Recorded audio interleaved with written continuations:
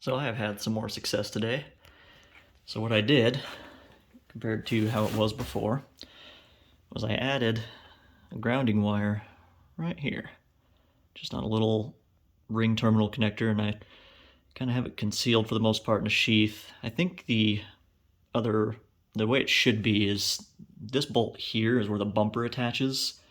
I don't know if the wire went somewhere else or what, but I just kind of used this to conceal it and to kind of protect it a little bit. Had that going up. Got another one coming from the other side, as you can see right here. And then these both join up. And just kind of a little custom crimped end right here that I pushed in. Got that attached, got that attached. And the way it all comes together then is, obviously this worked before, but hey, more importantly, works. And if I flip things over, got the right side going, and hey, look at that. So yeah, and then the way it all will end up coming together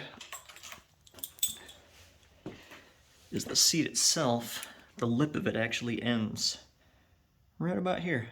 So you're really not going to see any of the wiring. What little you do see is concealed by this sheath. I think it's going to be a pretty clean result, so pretty happy with this.